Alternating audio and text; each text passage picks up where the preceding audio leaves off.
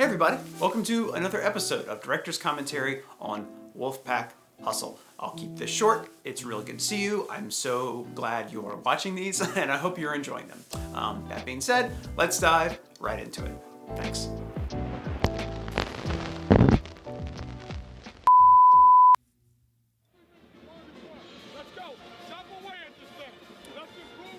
So, I sometimes do this thing when I'm editing, the biggest disappointment for me, like before, that as a coach, if we lose before coming into a segment, or maybe even sometimes going out of a segment. then I'll take it.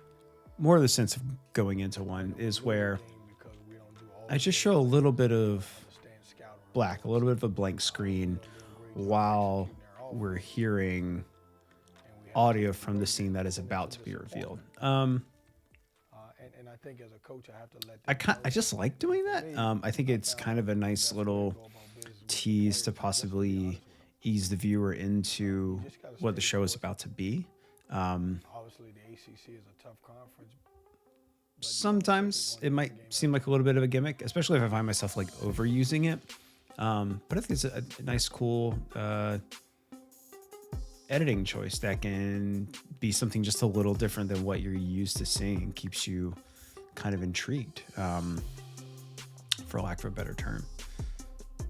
And part of the thing, or part of this project, part of what I try to instill in all the projects I work on is not only is it a task, a job,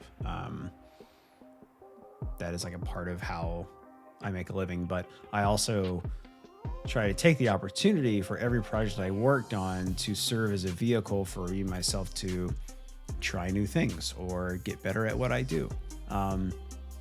Some things land, some things don't, but that's just a part of the process of trying. Is you don't know if something works or not until you try it. So doing little stuff like that, or little subtle editing choices, is something I like to try to incorporate, something new.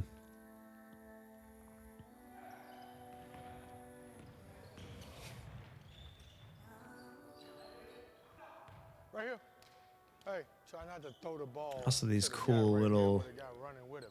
Don't just the give way it you back. can work with sound, Be patient. You did just a great job. Don't just give it hearing sounds of a practice back. Always be before like, you nah, even you hear always stay the course. from coach.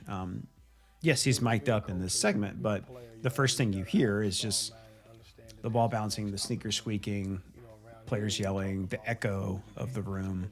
And you got to get well. The great thing about basketball is just a few days later, Just a little something different to try. I like playing around with that sound, kind of set of ambience. Somebody that demonstrates and shows by their action. Doesn't always have to be. I think in today's time, I don't know. Kids in this generation, I think the leaders. I don't know what song is playing in the background, but I usually don't pick a song with a lot of lyrics. I But think a leader in today's society with these kids is I'm more very curious. I about forgot all about it. example.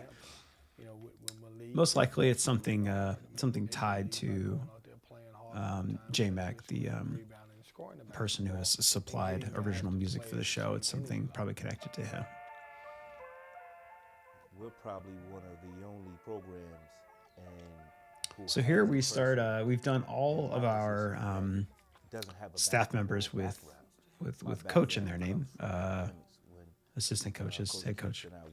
So now we're dealing with support staff members, or we're showcasing support staff members. And for him to bring And a person who for this week, it's Anthony Wright, Director of Player Personnel.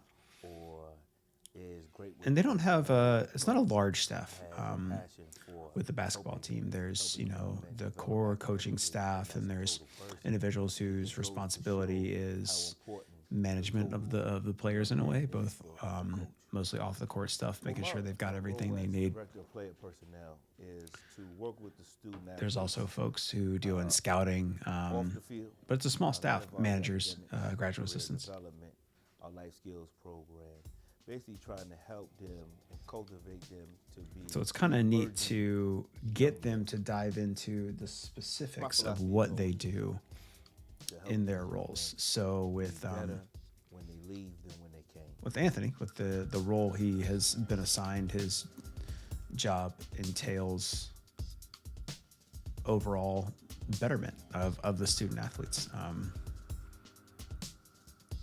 Making sure their grades are in order, making sure that they're learning not only the game of basketball, but they're learning from their education. They're also learning how to be contributing members to society, which I think is a good role to have on any coaching staff, because so many of those things can get lost between the pressures of being a student and being an athlete. You have to sometimes focus on being a person, which is important. It's an everyday process, for me with each of the student athletes to work, to continue to build relationships, to empower them to feel confident just about themselves and what they're doing on a day-to-day basis. What I enjoy most is being able to help our student athletes. So what are the benefits of and really to help them understand planning these my biggest these episodes out as much as we can is to make sure we have adequate amount or the adequate number of B-roll clips basically for when we do features on people who might not get a whole lot of camera time. So with a position like this, we're thinking like, okay, I need to capture footage of Anthony in some aspect, doing what he does during a game. And it's just kind of, if he doesn't play a second of basketball, he will be successful. And just seeing him develop in the short amount of time that I've been here, he's one of our main leaders. And, I'm very proud that he was able to get his degree a couple weeks ago. And I was going to help him, and he's going to have a bright future.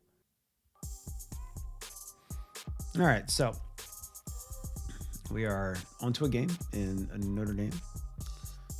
At Notre Dame, South Bend, Indiana. Have as much fun as you can. I mean, bouncing up. Kind of cool when it snows. I like trying to get as much snowy footage as I can, because it's rare that we do see that happen. So I always like a kid in a candy store when something new comes along that I'm excited to capture.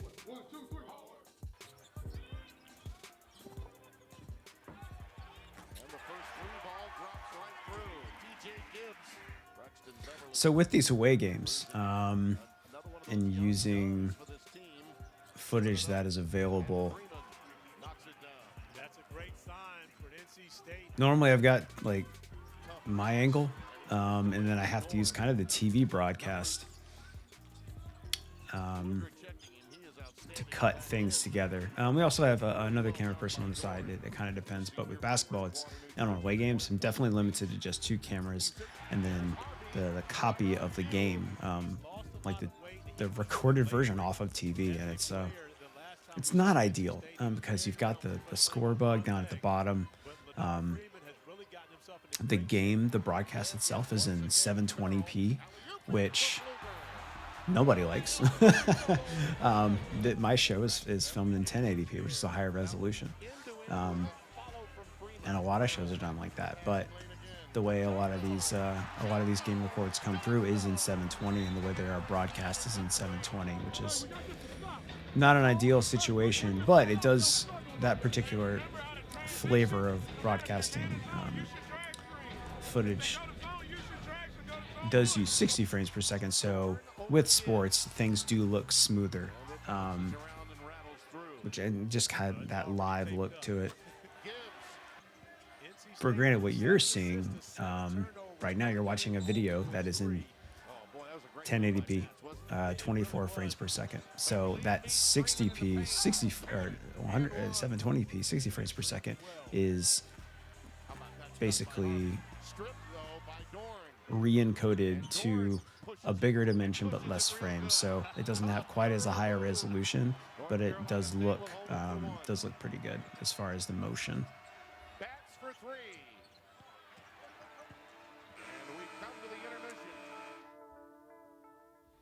Playing hard, but we're not playing smart. I got too many guys hanging their heads and all that other stuff. I do kind of like this approach on the whiteboard. Coach Keats and his staff, they have basically numerical goals for everything. So they want X number of steals, they want X number of pass breakups, they want X number of assists, they want X number of rebounds, and at halftime, they're like, okay, we've reached it or we have not reached it. I think that's a pretty good, a pretty interesting approach to the success of a team, is kind of like breaking down an overall victory into smaller incremental things that one can do in order to contribute to that. So I think it's kind of a cool thing to look at and see how different people approach coaching.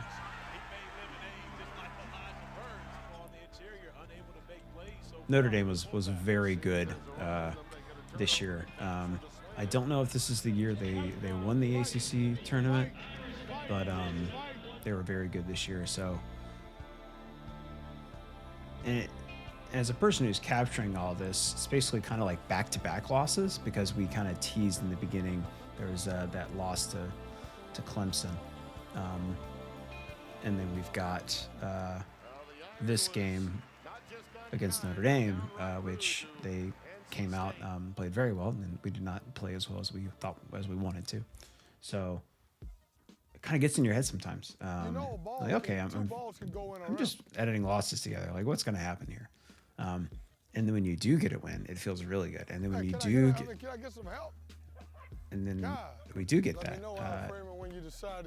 Then we start to get some wins in a row, and that's always a really good feeling, as anybody can attest to. Inside you want, buddy. Hey. Inside you want. Just let me know when stuff like this is really cool. It's practice, but not practice. It's stuff before practice and stuff after practice, just warming up, just goofing off, showing a little bit of personality beyond a coach. I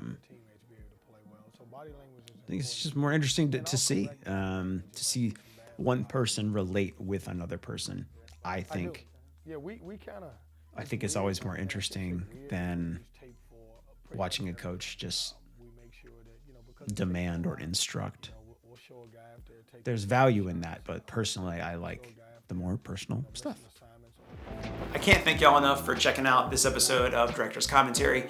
If you are enjoying what you are watching and you want to help support some of the stuff that I'm making, I would deeply, deeply be humbled if you consider becoming a patron. You can check out the Patreon link in the description below. Becoming a patron comes with all kinds of cool perks, and it helps me make more stuff, both in quality and in quantity, and it really would just mean the world to me. Okay. Please resume watching. No, it's a new spot. It's my shot you just missed. I didn't miss. You shot over there, so I didn't miss. Give me some space, please. And then Coach Key's constantly moving the goalposts, changing the rules on his players. It's funny. Just to see them try and keep up. There's no dribbling. You can't See? dribble. Yes, you did. You did that. You got to, it's a catch and shoot game. No. The last two shots you shot. Yeah, but hold on. 2-2. 4-2. No, you dribbled before that. 2-2. 2-2. Just see the difference? 4-2. Excuse me, Coach. I'm right here. I'm not in your way. Where the spot at? Right there. All right, excuse me. Let's go.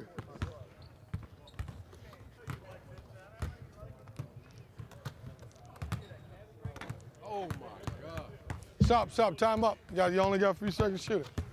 Don't count. Three up. No, I got three. 3-2.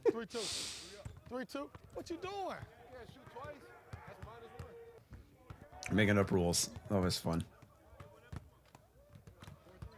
4 up. I just hit. Supposed to get out. What's the light? Oh, Lord. Lights came on. Oh, I thought that was my camera for a second. Finally turned the lights on in the arena. We are delighted to have you tuned in. Thanks so much for making us part of your evening. We are sequestered courtside at PNC Arena. The Pack is home tonight to Games against Duke, games against Carolina always have a really good crowd in our arena. Blue Devils. From a consistency standpoint, Duke and North Carolina are usually up there in rankings, but Anybody in here got a younger brother? but because of their proximity to where NC State is, it's a 20-minute drive. Like, a game like that always brings a full crowd into PNC Arena. It's always fun to film everything that's going on within that. Like, got fans going crazy. You've got dance team and cheerleaders doing their thing with a full with full stands in the background. Same with the band. It just fills up the frame with dynamic elements that is just compelling to look at. When you go, when you leave, and you get out of the house. So step your game up and show them, man, how to be experienced and show them how to be men, all right? Hey, man, I plan on having a good night tonight. Still in the Reds? Good night. Great night. Great night. I plan on crowd surfing later. Forgot about that. Such a great moment. And when the way this game ends up going, that was like just serendipitous to capture Torin talking about like that. Oh my gosh. Listen to that audio. What is going on with that audio? The announcers sound rough. Now I'm curious to see what happened there. So, oh, it sounds terrible. I think what must have happened, I'm trying to remember exactly what happened, but the way the audio feed comes into my camera, we have a direct line into the camera that is the high angle, this angle right here. And two different ways that the signal can come in, what we call mic level and line level. And typically, this broadcast is coming through line level. Normally, every other audio source I work with is mic level. So, when a line level audio is coming through a mic level switcher, it sounds like this. Now, I don't know if that's the case because there could have been something completely different, but that's what it's sounding like to me, is that there was this kind of like confusion of the type of audio signal coming through. And it sounds like here I switched to the TV announcer. See, like stuff like, yeah, like I was saying earlier, when the crowd is full, it's really good B-roll, really good B-roll. Oh my gosh, this is so rough to hear. Especially with the variance on the levels. Kind of upsetting to re-watch this and re-listen to it. Even though the game ends up going really well, it just sounds terrible.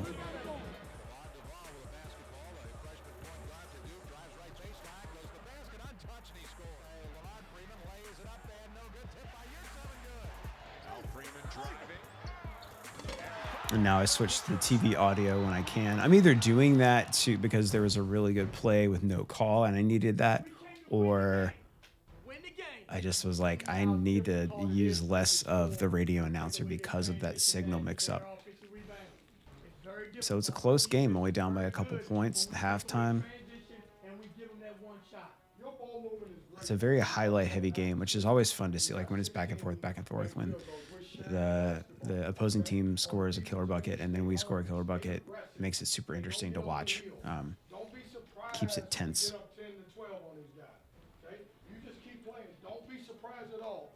Keep your energy high, you keep playing, you be aggressive, and get on the glass. Watch out, here's Freeman driving the lane to a boom, one-hand slam. Same deal with the audio. Oh, now the audio is fixed. Check that out. We must have had, yeah, something. We fixed the problem, whatever it was, and now it sounds great. Oh man, that was a rough couple of minutes. All right, anyway, we'll move on. Ooh, nice pass. That was one of my favorite highlights. I think I used that in a bunch of highlights. A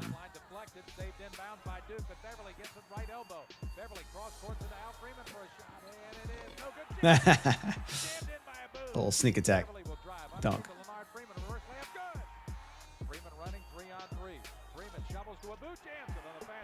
Lots of dunks. Love a dunk highlight, man.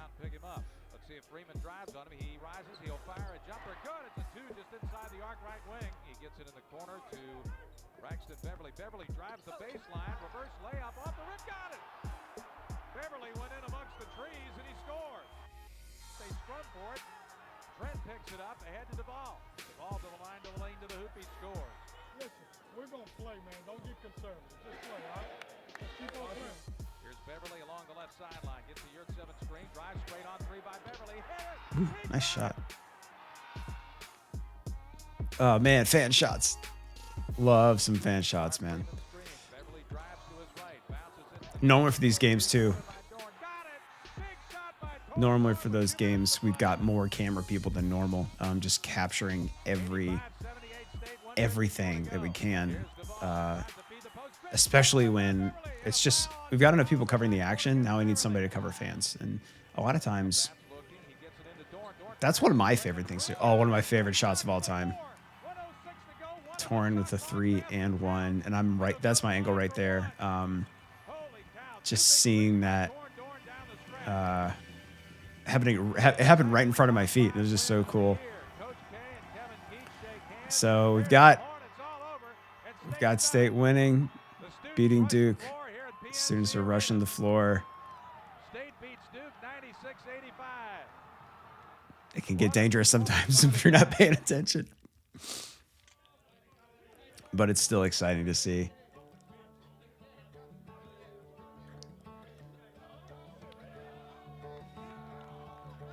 And just this like nice positive feeling acoustic music with just reactions, real-time reactions, nobody talking or anything, just like living within the moment of the aftermath of a big victory. So be excited because you're supposed to, but I want you to treat it just like every win that you win, okay? We're not going to get excited just because we beat Duke. We're going to get excited every ACC win that we get, all right? Hey, listen, I'm with you. My excitement is up here, but I just want to hug you.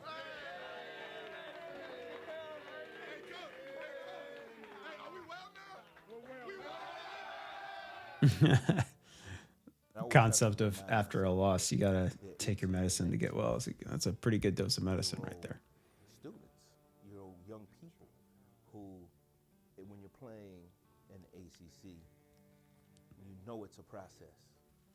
So one of the cool things about a big win like this is when you have a lot of different angles, when you have a lot of different coverage, and you're just cutting together kind of the game itself. You can go ahead and just cut the game together however you want, but then you have all these cool moments after the game, and I can let those moments exist on their own in this segment that is not game related.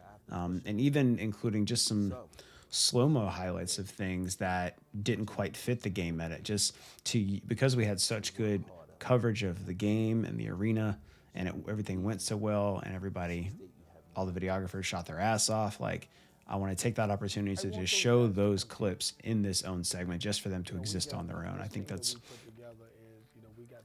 kind of, when you can do that, when you have so much leftover footage that is still amazing. Like, if you can find a place within your project to just let those moments exist to showcase basically the emotion, the non-action, but still the exciting stuff is always, when you have that opportunity to do so, it can really mean a lot. Because those are the guys who wore that NC State jersey more than anybody. That's my angle right there. I was like, I am not rushing that court. Thank y'all so much for watching today. If you have any comments or questions about what you saw, please feel free to leave them in the comments section, and I'll get back to you as soon as I can. If you enjoy these videos and you want to stay up to date on other directors' commentaries or other videos I do put out, go ahead and hit subscribe, as well as ringing the bell so you get a notification every time I do make something new. And if you want to further support the stuff that I'm making, I would be so humbled if you considered becoming a patron. Becoming a patron comes with all kinds of cool perks, even outside of director's commentaries. Yeah, but that's about it. Thank you again so much for watching, and I'll see you next time. Bye.